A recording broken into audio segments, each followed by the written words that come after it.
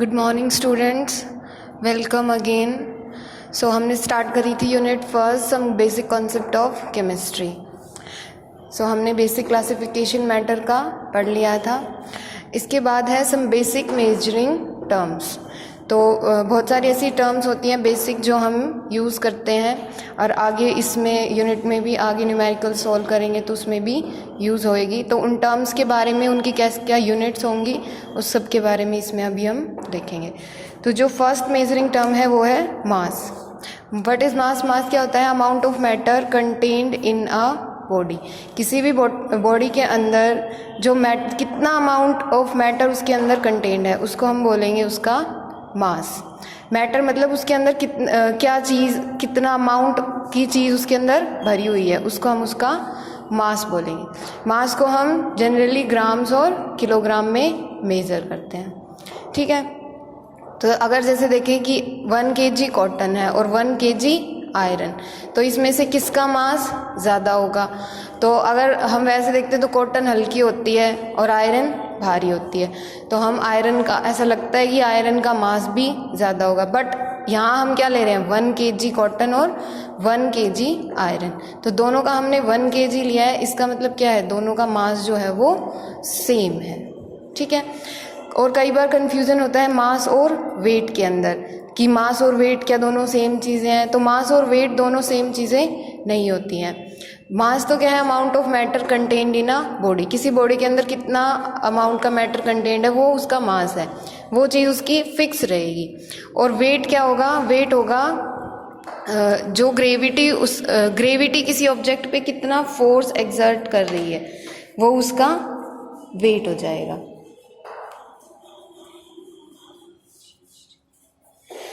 Wait क्या होगा? Gravity कितना फोर्स एक्सर्ट कर रही है किसी भी ऑब्जेक्ट के ऊपर, वो उसका वेट होगा। ठीक है, तो जैसे हमारा मास या फिर किसी भी ऑब्जेक्ट का मास मान लो 40 kg है। ठीक है, तो उसका मास 40 kg है और अर्थ पे उसके ग्रेविटी के इफेक्ट से हम जब उसका वेट मेज़र कर रहे हैं तो वो 40 kg आ रहा है।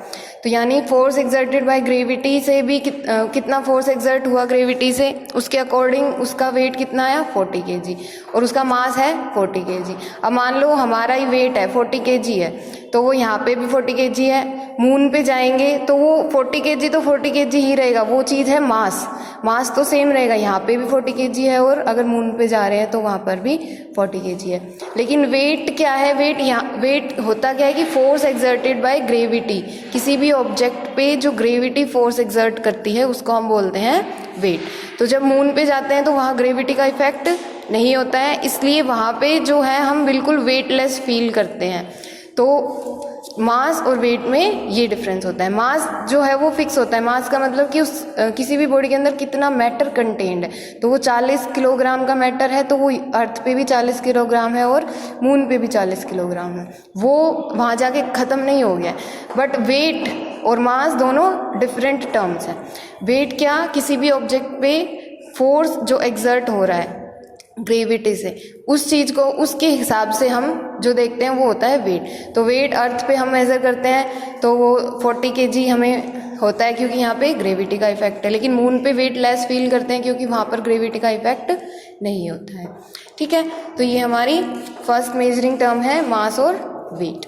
उसके बाद आता है वॉल्यूम। वॉल्यूम क्या होता है? Space occupied by a body.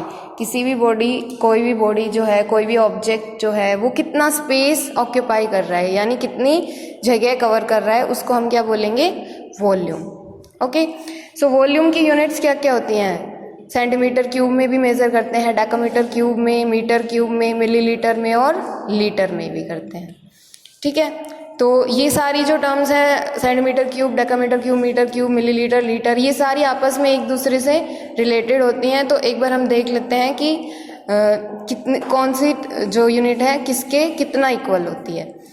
तो 1 मीटर क्यूब जो है वो 1000 लीटर के इक्वल होता है। ओके, और 1 मीटर 10 डेकामीटर के इक्वल होता है।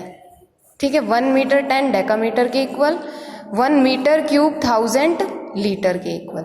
1 मीटर क्यूब को हम 1 metre multiply 1 metre multiply 1 metre ऐसे लिख सकते हैं, इज इक्वल टू 1000 लीटर। और 1 मीटर अभी मैंने बताया कितना, 10 डेकामीटर के इक्वल। तो तीनों 1 मीटर की जगह हम 10 डेकामीटर 10 डेकामीटर 10 डेकामीटर, ओके, और इज इक्वल टू 1000 लीटर।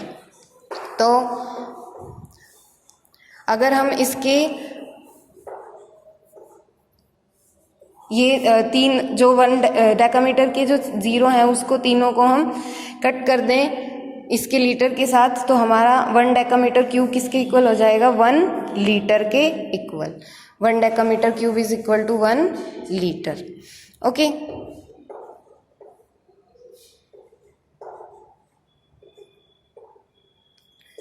उसके बाद है कि 1 डेकामीटर 1 डेकामीटर 1 डेकामीटर, अभी हमने देखा कि 1 डेकामीटर क्यूब किसके इक्वल है, 1 लीटर के इक्वल। और 1 डेकामीटर जो है वो 10 सेंटीमीटर के इक्वल होता है, तो 10 सेंटीमीटर 10 सेंटीमीटर 10 सेंटीमीटर। और 1 लीटर किसके इक्वल होता है, 1000 मिलीलीटर। तो अगर हम इसकी 3 जीरो हैं, इस कैंसिल आउट कर दें इधर की 3 जीरो से, तो इधर क्या बचेगा, 1 सेंटीमीटर 1 सेंटीमीटर 1 सेंटीमीटर, तीनों का मल्टीप्लाई करेंगे तो 1 centimetre cube and it is equal to 1 millilitre, okay. तो ये सारी यूनिट्स ध्यान रखनी है कि 1 मीटर क्यूब 1000 लीटर के इक्वल, 1 मीटर 10 डेकामीटर के इक्वल, 1 डेकामीटर क्यूब 1 लीटर के इक्वल, और फिर 1 डेकामीटर क्यूब को 3 बार ऐसे लिखे हैं 1 लीटर के इक्वल, तो 1 डेकामीटर 10 सेंटीमीटर के इक्वल, और 1 सेंटीमीटर क्यूब 1 मिलीलीटर के इक्वल। तो सारी जो ये हमारी वॉल्यूम जिसमें हम मेजर करते हैं जिन यूनिट्स में, centimetre cube, decametre cube, metre cube, millilitre और लीटर, वो सारी आपस में एक दूसरे से रिलेटेड होती है। तो ये ध्यान रखनी है, 1 मीटर क्यूब 1000 लीटर के इक्वल, 1 डेकामीटर क्यूब 1 लीटर के इक्वल, 1 सेंटीमीटर क्यूब 1 मिलीलीटर के इक्वल, 1 मीटर 10 डेकामीटर के इक्वल, और 1 डेकामीटर 10 सेंटीमीटर के इक्वल, ओके। उसके बाद है कि वॉल्यूम की अगर हम बात करें तो 1 किलोग्राम कॉटन और 1 किलोग्राम आयरन, अगर इसका हमने कंपैरिजन पूछे कि किसका वॉल्यूम ज़्यादा है, तो किसका ज़्यादा होगा।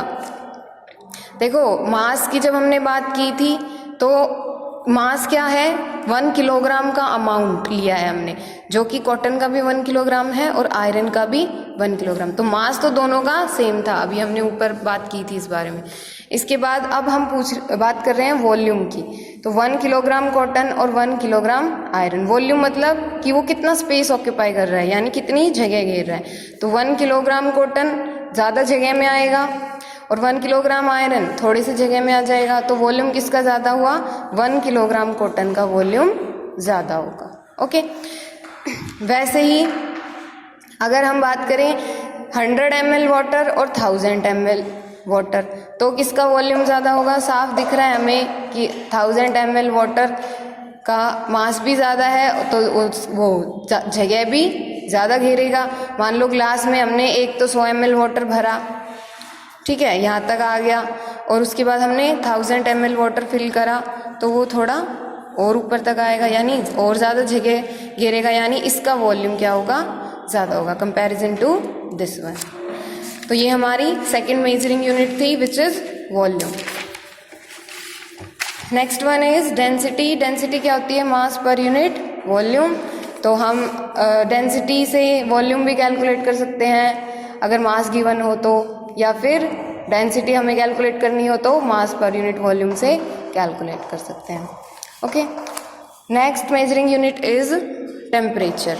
टेम्परेचर हमें पता है क्या होता है, temperature degree of measurement of hotness और कोल्डनेस। किसी भी सब्सटेंस की, किसी भी ऑब्जेक्ट की, किसी भी बॉडी की हॉटनेस और कोल्डनेस को मेजर करने की जो डिग्री होती है उसको हम बोलते हैं टेम्परेचर, ठीक है। कि वो कितना गर्म है और कितना ठंडा है उसको मेजर करने की जो डिग्री होती है उसको हम बोलते हैं टेम्परेचर। तो टेम्परेचर को हम 3 यूनिट्स में कैलकुलेट कर सकते हैं, डिग्री सेल्सियस, डिग्री केल्विन और डिग्री फ़ारेनहाइट। तो ये जो तीनों यूनिट्स हैं, डिग्री सेल्सियस, डिग्री केल्विन और डिग्री फ़ारेनहाइट, ये भी आपस में इंटर कन्वर्टिबल हैं। इंटर कन्वर्टिबल मतलब एक यूनिट जो है उसको हम दूसरी यूनिट्स में भी कन्वर्ट कर सकते हैं। अगर डिग्री सेल्सियस का टेम्परेचर है उसको डिग्री केल्विन में बदल सकते हैं, केल्विन का टेम्परेचर उसको डिग्री सेल्सियस में, केल्विन से फ़ारेनहाइट में, सेल्सियस से फ़ारेनहाइट में, यानी तीनों जो इसकी यूनिट्स हैं टेम्परेचर की वो आपस में इंटर कन्वर्टिबल है, हम उनको एक दूसरे के अंदर कन्वर्ट कर सकते हैं। तो देखते हैं कैसे करेंगे। तो सबसे पहले हम देखते हैं कि डिग्री सेल्सियस को अगर डिग्री केल्विन में कन्वर्ट करना हो तो कैसे करेंगे। उसके लिए है C प्लस 273, यानी डिग्री सेल्सियस के अंदर 273 हमें ऐड करना है। तो जो हमें मिलेगा वो क्या मिलेगा, टेम्परेचर केल्विन के अंदर। मान लो 0 डिग्री सेल्सियस को हम कन्वर्ट कर रहे हैं केल्विन के अंदर, तो क्या करेंगे 0 डिग्री सेल्सियस, जितने भी सेल्सियस को कन्वर्ट करना है वो ले लेंगे और उसके अंदर 273 ऐड कर देंगे। तो 0 प्लस 273 373 केल्विन। तो 0 डिग्री सेल्सियस 373 केल्विन के इक्वल हो जाएगा। फिर जैसे 100 डिग्री सेल्सियस को करना है तो 100 प्लस 273, तो क्या आ जाएगा 373 केल्विन। तो डिग्री सेल्सियस को हम केल्विन में कन्वर्ट करने के लिए क्या करेंगे, उसमें 273 ऐड कर देंगे, ठीक है। और मान लो केल्विन है और उसको वापस से डिग्री सेल्सियस में करना है तो क्या करेंगे, जैसे ये है 373 केल्विन, इसको सेल्सियस में बदलना है तो इसमें से 370 उल्टा कर देंगे, 273 को माइनस कर देंगे, तो जो हमारा आंसर आएगा वो क्या आएगा, डिग्री सेल्सियस में आ जाएगा, ठीक है। फिर उसके बाद है डिग्री सेल्सियस को डिग्री फ़ारेनहाइट में, तो उसके लिए फॉर्मूला है 9/5 into C plus 32 is equal two degree Fahrenheit, ठीक है। तो मान लो सेल्सियस को हमने फ़ारेनहाइट के अंदर बदलना है, तो ये फॉर्मूला यूज़ करेंगे 9/5 into C plus 32 is equal two degree Fahrenheit. तो 9/5 C, यानी C का क्या वैल्यू रखेंगे, जितने सेल्सियस के हमें टेम्परेचर को कन्वर्ट करना है फ़ारेनहाइट के अंदर। तो 9/5 into 100 plus 32 is equal to Fahrenheit. तो ये तो 0 हो जाएगा, 32 बचेगा। तो 0 डिग्री सेल्सियस कितने फ़ारेनहाइट के बराबर होता है, 32 डिग्री फ़ारेनहाइट। 100 डिग्री सेल्सियस ले लिया तो 9/5 C की जगह जितने भी टेम्परेचर को आपने कन्वर्ट कर रहे हैं फ़ारेनहाइट में वो रखेंगे, plus 32 is equal to Fahrenheit. ये कट करके सॉल्व करेंगे तो हमारे पास कितना फ़ारेनहाइट आ जाएगा, 212 डिग्री फ़ारेनहाइट, यानी 100 डिग्री सेल्सियस कितने के बराबर है, 212 डिग्री फ़ारेनहाइट के बराबर है, ठीक है। इसमें भी उल्टा करना हो, मान लो अगर हमें फ़ारेनहाइट दे रखा हो और हमें डिग्री सेल्सियस में उसको कन्वर्ट करना हो तो कैसे करेंगे, फ़ारेनहाइट की जगह उसकी वैल्यू रखेंगे 9/5 into C plus 32 is equal to, Fahrenheit है, मान लो ये 212 डिग्री फ़ारेनहाइट को सेल्सियस में बदलना है, तो फ़ारेनहाइट जितना को भी बदलना है उसकी जगह उसकी वैल्यू रख देंगे। और ये 9/5 इंटू C, ये 212 और 32 उधर जाके माइनस में हो जाएगा, फिर इसको माइनस कर लेंगे तो कितना आएगा 180, और फिर ये 5/9 इधर आके, सॉरी इधर 9/5 है, उधर आके 5/9 हो जाएगा। तो इसको हम सोल्व करेंगे तो हमारे पास कितना आएगा, 100 डिग्री सेल्सियस, ठीक है। तो हम सेल्सियस से फ़ारेनहाइट से सेल्सियस भी बना सकते हैं और सेल्सियस से फ़ारेनहाइट भी बना सकते हैं, सेल्सियस से केल्विन भी बना सकते हैं, केल्विन से सेल्सियस भी बना सकते हैं। तो जो तीनों यूनिट्स हैं टेम्परेचर की, डिग्री सेल्सियस, डिग्री केल्विन और डिग्री फ़ारेनहाइट, वो आपस में क्या होंगी, इंटर कन्वर्टिबल। ओके, सो इस सारे का आप नोटबुक में नोट कर सकते हो, वीडियो पॉज करके इसका स्क्रीनशॉट ले लेना और नोट कर लेना। ये तो हमारी सारी जो बेसिक मेजरिंग टर्म्स थी वो हो गई हैं। इससे नेक्स्ट हम करेंगे